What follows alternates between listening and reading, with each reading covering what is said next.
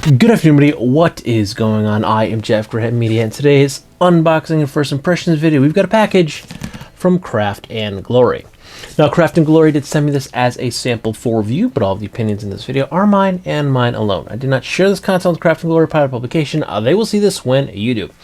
In addition to that, there is an affiliate link in the description box down below. If you're considering buying these boots or any other product from Craft and Glory, please consider using that link. It doesn't cost you anything extra, but you do get a small percentage of the sale. Kick back to me, and all that money goes back to the channel. Help me produce more content so consumers can make informed purchasing decisions. So this is a brand new boot from Craft and Glory. This is the brand new Gurkha Combat Boot. Now, I did see their unboxing presentation on their Instagram, and what's inside of this is probably going to be a pretty amazing presentation. This should be inside a wooden box with a couple of accoutrements, and it should just be pretty awesome. So I'm pretty stoked to check this out. I should also add that Craft and Glory actually reached out to me this time and asked me if I wanted to take a look at the brand new boot. So I chose the 6-inch version because I'm not much of an 8-inch kind of guy. I do like engineer boots and cowboy boots, and I do have a pair of I almost said Red Wings, a pair of Chippewas that are 8-inch that I do like and enjoy, but on the average, I like to wear a 6-inch boot. But I will say the 8-inch has a pretty badass knife holder on it, but the 6-inch does not. So I kind of wish I went off brand here and got the 8-inch version, but I'll be able to wear these a lot more because I do run kind of hot. So sometimes a higher boot makes me a little sweaty. So that's why I generally choose to wear a 6-inch lace up. Also, I don't really like to lace boots, so it's easier to lace a 6-inch over an 8-inch boot. I digress. Let's check this boot out because I'm very, very interested to see what's inside this box.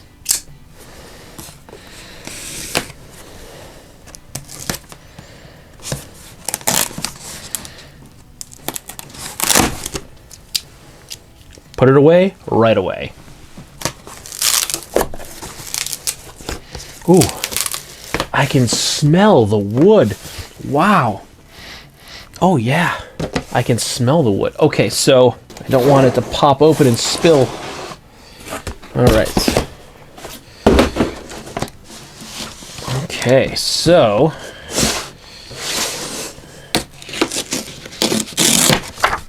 ooh, wow. All right, that is nice. Right out of the gate, that's branded into the box, so that is actually burned in there. That's not screen printed or anything. That is actually burned into the box, so that is very nice. Now we have our opening here. Oh, wow. And yeah, this is wood. This is real wood. It smells delicious. Wow, where to start? Okay, so here I think this is the insoles. Yes. So we have veg tan insoles, Craft and Glory branded. We have a postcard that does tell us a little bit about the Gurkhas. The Gurkhas were legendary warriors from the rugged Himalayan terrain and celebrated for their unmatched bravery, discipline, and loyalty. Armed with their iconic kukri blades, they earned a reputation as the bravest of the brave, embodying a resilience and honor across centuries of combat. At Craft and Glory, we honor their legacy with the Gurkha series, a collection of durable Goodyear welted boots to withstand the test of time. Designed to be as tough and rugged as the warriors they are named after, these boots are a tribute to the enduring strength of the spirit of the Gurkhas. Now, this should be a Gurkha boot, combat boot, modeled after the 1940s Gurkha combat boot from World War II. All right, so we also have 2 sets of laces here. We have our standard gold and brown, and we also have some dark brown laces. Also in here we have, I believe this is a little keychain maybe, or a pin. This is a pin. So inside our little leather case, we have the kukri pins, and it's also branded Craft and Glory on the back. So that's very nice. We're going to put that back in there. I'm actually going to put that on a jacket. I don't know what jacket yet, but we will stick that on a jacket because that's pretty cool. Okay, now I'm going to get our first look at the boots. Ooh, that is nice. That is nice. That's a pretty looking boot right there.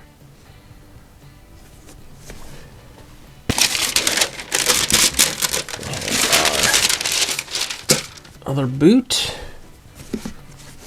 They are nice. I don't know what lace I'm gonna go with, to be honest with you. I like them both. I'm not sure which ones I'll go with. Yeah, it's gonna be interesting. All right, so let's give them a quick once over for a QC check here. They are quadruple stitched with rivets and triple stitched on the back for the heel. These are Goodyear welted. It came with the leather-topped foamed back insole, and it came with the veg tan insoles. Now, these are actually listed as a size 9. Now, my boots should be a 7.5 or an 8.5. So we have a UK 7.5, a Euro 41.5. So I think that's like a size 9, to be honest with you. I'm not sure. I have to do the conversions. I did give them my Brannick and my foot measurements because I already had them on file, but it's the first time I'm seeing the leather top with foam back from Craft and Glory. All of my other Craft and Glory boots have the veg tan leather insole. Now this is, I think, like probably about 2.5 mil thick. This is what's in every one of my other Craft and Glory boots, and I like them. Now it's just a flat, quite stiff piece of veg tan leather, but as these heat up and you wear these conform to your foot, and they actually end up being very, very comfortable because it takes the actual shape and contour of your foot. So it essentially makes the boot a custom fit. So I do like these. I am going to try them with the foam insoles though at first because I have not tried them yet from Craft and Glory. So we will put that one back in. We will test it with that. But I would like to once again remark on how nice of a presentation this is. This is an actual genuine wooden box. This isn't garbage. It's well made. It's pretty sturdy. Can you see it? Can you see the depth in that? It's actually like branded into the wood, so it's not just like printed on there. So it's actually really nice, and it's a lid. It fits. It stops. It's got stoppers on the side. It's a very, very nice presentation. Oh, and it also did come with a larger tote bag, but you can also use this as the dust cover for your boots. It's large enough that you can actually fit both boots in here. This was kind of in there as a dust cover as opposed to having them in the dust cover. I like that. It was nice, very nice presentation. I think we're going to start with our traditional gold and brown laces to check them out. So let's lace them up and try them on. But while we're doing that, instead of me just doing it super quick and then you not seeing anything, the Gurkha boot, it is a, you heard me read the little card. It's modeled after the Gurkha warrior. So this is actually from their 1940s boot, so that would put it right about World War II. The Gurkhas have been fighting in conflicts and wars for centuries, over hundreds of years, I think since the 1800s. They are from Nepal. They're Nepalese warriors. And they are, as that card said, everything that I read online basically says the same thing. They are renowned for their bravery and their generosity. So they are fierce fighters, but when it comes to it, they're actually very generous as well. And one thing I am noticing as I'm lacing this is it does have a gusseted tongue.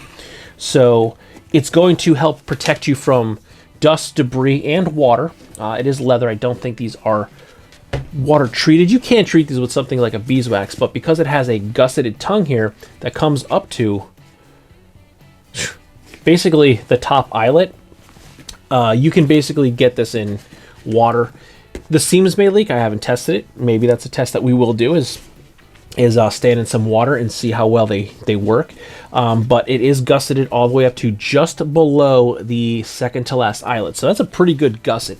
Now, what that'll also do is help keep dust or debris. So if you're out walking, doing anything, fighting in a conflict, any of those rocks or pebbles that kick up, they're not going to get stuck between your tongue and the side of your boot and work their way in because you have the gusset to keep it out. And it's a pretty big gusset, so you can actually get your foot in and out. So one of the things that I don't like about gussets when they come up too high is that usually the tongue is so tight that you can't really pull this out too far, so it's hard to get it in, especially if you have a high instep, where this has plenty of slack, so I can easily get that in.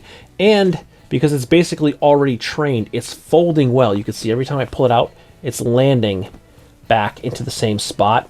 So they've basically already trained the tongue and the gusset to lay correctly. So that's another thing that I don't like about big gussets, is sometimes they're bulky and they get in the way and they're uncomfortable. So the fact that these are already basically trained so they're landing exactly where you want them, it's going to make the boot a lot more comfortable. It's going to make it keep your debris, rocks, anything like that out, water out, but it's also going to land around your ankle much easier, so you're not going to have to worry about training that leather tongue to land where you want it. It's already done for you. So makes it a little bit simpler and easier to wear right out of the box. Now the Craft and Glory Gurkha boot is available in both a 6-inch and an 8-inch. The 8-inch comes in at $255 USD, where the 6-inch comes in at $235 USD. All of them are available in a raven black, vintage brown, or saddle tan as seen here. And conferring with Craft and Glory's size guide, a US 8.5 is in fact a UK 7.5 or a European 41.5, so these are in fact the right size for me. The Gurkhas are made from a 2mm thick oil tan full grain buffalo leather upper. The linings in the boot are a 1.4mm thick leather lining. They feature a 4mm thick veg tan midsole, a 3mm thick fully veg tan handmade leather welt, a 3mm thick fully veg tan handmade leather welt, a steel shank, 100% natural cork filling, and this is a Goodyear welted unit lug commando outsole. And each pair of Craft and Glory boots are MTO, which means they are made to order, so these are not an in-stock and ready to ship boot. So there will be a few weeks delay between when you order your boots and when you receive them. And I will say from personal experience, if you order over the Christmas holiday, the wait time does seem to take a little bit longer because they are very busy and they always seem to be innovating, putting out new products. So in addition to their standard stock that they are making, they are always working on something new. And trying the boots on for the very first time, just like both of my other pairs of Craft and Glories, they are feeling really, really good right out of the box. I will say that the right boot, the gusseted tongue, pretty much fell exactly along my foot and ankle where I wanted it to be, where the left foot did take a slight bit of adjusting, but it was mostly just poking with one finger once or twice to get it to kind of just crease around the top of my foot a little bit better. So as I had said earlier, the pre-training that Craft and Glory did to these tongues has certainly paid off. And pacing around the house, they are feeling nice. I will say my left boot does feel a tiny bit snugger in the width than my right foot, which is a little odd for me. It's usually the other way around. My right foot usually feels a little bit snugger. Now I am wearing a US 8.5D, which is my standard boot size and my size on the Brannock scale, and I would say these are fitting true to size. Walking around, I am not experiencing any heel slippage. They are fitting good, and even though I said my left boot is fitting a little bit snugger than the right, it is not uncomfortable in any way. It is something that will probably stretch out within the first day or two of wearing them. And I do have the leather top with foam insoles in here now, which are feeling pretty good. This is the first time I am using these insoles from Craft and Glory, and they're not bad. I will certainly switch out to the veg tan leather insoles to give them a whirl as well, because I am a big fan of veg tan. Yes, the first couple of days, they are probably not the most comfortable thing to wear, but once they break in and conform to your feet, they actually feel great because they are again going to take on the shape of your foot, which gives you a pretty customized fit inside your boot. But I will certainly give these ones a whirl for a few days before I switch them out, and then I will ultimately make my decision which pair that I go with, and that is something that you will find out in the full real user review. And I'm also digging the style and color of these boots. These are the saddle tan colorway, which I have in the Craft and Glory moc-toe Explorer boots, and you can see right here, this is what they look like when they are broken in and worn quite a bit after 6 or so months of very consistent wear. And if you want to get a point of reference what the vintage brown will look like, these are the Craft and Glory Engineer 2.0 boots in vintage brown that are probably 3 months old and have had a considerable amount of wear in that period of time, so these will also age nicely as well. And I am also personally a really big fan of a cap toe boot. I just like the style, I like the aesthetics of the boot, and the boots also have the rivets that are there for some extra durability, but I really like the way they look. It just kind of gives them a little bit extra style points for me because I do not have any other boots that have a rivet on them. I'm not feeling any hot spots. There is no rubbing, no pinching, no discomfort in these boots at all. I like the style, I like the look, I like the feel. I think this brand new Gurkha boot from Craft and Glory it's a home run. I'm really enjoying these boots. They're comfortable. I like the style. They are going to look good with any number of my growing collection of selvage denim jeans, as well as any of my pants or trousers that I like to also wear. So there we have the brand new Craft and Glory 6-inch Gurkha boots. And I'm very pleased with this boot. It fits good, it feels good, it looks good, and it had an amazing presentation. Real wooden box. We got a leather pouch with the kukri pin in it. We got extra insoles. We got the double sets of laces. The box smells great. The boots smell great. They actually smell like, oh, that's good. I didn't take a deep whiff. They smell like wood and leather. Two of my absolute favorite scents. Wow. It's like, I wish I could turn that scent into a cologne. That would be awesome. But I checked over both boots. I don't see any QC issues in them. Everything seems to be flawless. They're very, very nice. I'm a fan of cap-toe boots, if you haven't picked up on that by now. They look to be very well constructed, reinforced with rivets. Very, very happy with the boots. The soles, they have a little bit of squish to them, which is going to be nice. It's going to make them a little bit more comfortable. It will probably make them a little less durable over the long run, but they are Goodyear welted, so they can be resoled. And for me, I'm probably not going to be resoling these anytime soon. My boot collection is growing, that even if I fall in love with these and wear these constantly, I will still be swapping them out with other boots. So even though it does have a little bit softer sole, this is going to last me for several years. And even then, if I burn through it, it's Goodyear welted. It can be resoled and continue to live on. But yeah, I don't have a bad thing to say. My first impressions are positive. $235, very fair price. I found that Craft and Glory, well, when you first see them, you might see them as like an introductory brand into some of these heritage style boots, but they're actually putting out a very good high quality boot. This is now my third boot from them, and everyone seems to be getting better and better. And even my very first boot, which is the moc-toe Explorers that I gave you a little peek of for the way the leather's going to wear over like 6 or 8 months of time, it's still a great boot. It was incredibly comfortable the first time I put it on, and it just continues to get better and better with age. Now, I will say I haven't worn them as much recently because I've been doing a lot of footwear reviews, so I've been getting a lot of other things in, but I still wear those boots. I go back to them, and I do wear them, and they're still great. Every time I put them on, I'm surprised at how awesome they look, they fit, and they feel. So while their prices for Craft and Glory might seem pretty low, the quality that's going into these is great. They're using good materials. These are handmade, made to order. They're made in India, which is why the cost is a lot lower than like a made in USA boot. But it's great quality stuff. Like I have, again, that first pair of moc-toe Explorers. I don't think those are going to wear out for me within the next 10 years. I can wear those safely, I would say, for the next 10 years, and the soles are probably still going to be pretty good.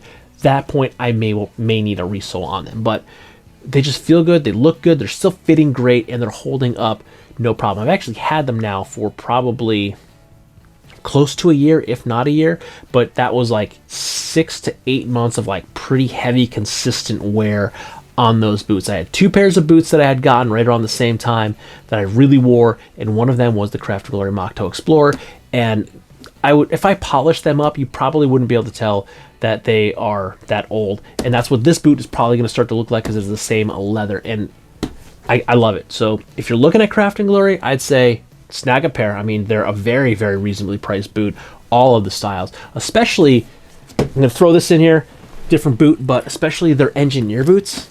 Like most engineer boots, the cheap starter engineer boots, you're looking at like $600-700, which is very cost prohibitive, especially for a boot that's kind of unique that most people aren't going to know if they really want them. So, you know, $600-700 for a boot that you may not want, that's a lot of money. This boot is $265, $235 for the 6-inch, and $255 for the 8-inch version of this boot, and the quality and craftsmanship are there. I mean, the QC is awesome. I would put the quality of these boots on par with some of my $350 and $450 boots. So if you're looking at them, grab them. I don't think you'll be disappointed. They're a great boot, especially if you're just getting into like heritage style boots and you don't want to spend a lot of money, or you don't have a lot of money to spend. These are very, very reasonably priced, and they are very comfortable and very durable and very, very well made.